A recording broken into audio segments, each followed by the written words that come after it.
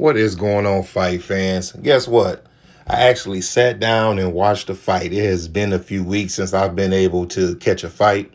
It was strawweight champion Yokasta Valle against Maria Santizo.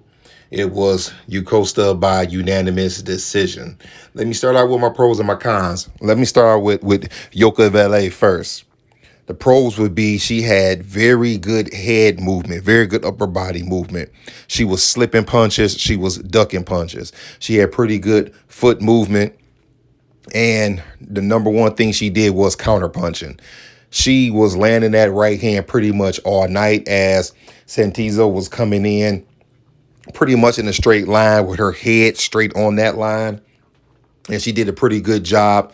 Also, speaking of Yoka, with the counter left hook, she did a good job taking steps back so she could land that counter shot. The counter shots was there for her all night. The cons for her would be the body work. She did not do enough body work. I mean, the body work was almost non-existent.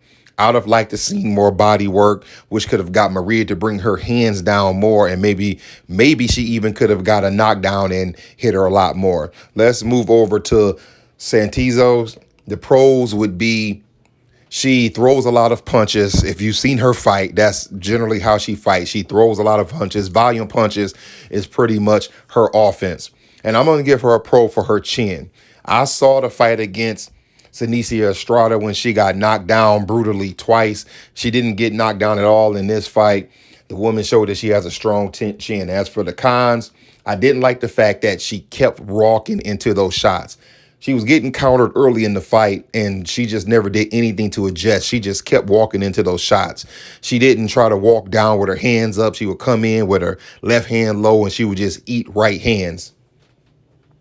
I didn't like the fact that she also did not do any body work. She didn't do anything to try to adjust, in my opinion, to Yoko. Let's talk about the fight a little bit.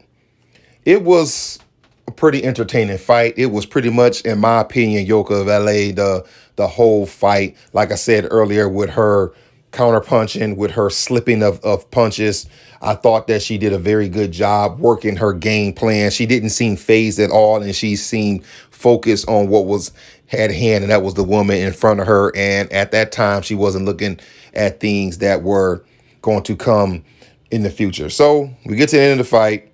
She wins by unanimous decision. I think we all saw that coming.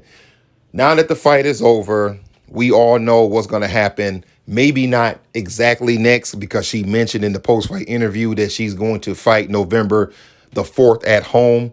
But she made it very clear Senicia Superbad Estrada is who she wants. If you saw Estrada's last fight, she called out Valle. She said that she wanted her next before she moves up to probably flyweight.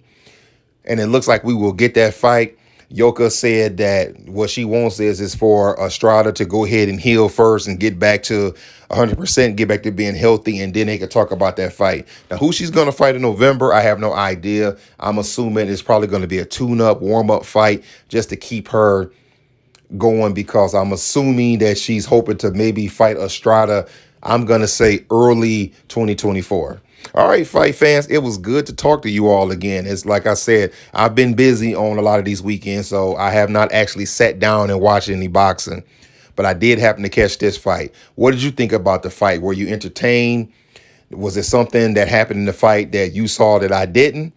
If you haven't already, like, comment, subscribe, hit the notification bell so we can keep talking boxing. That's all I got. Holla at y'all later.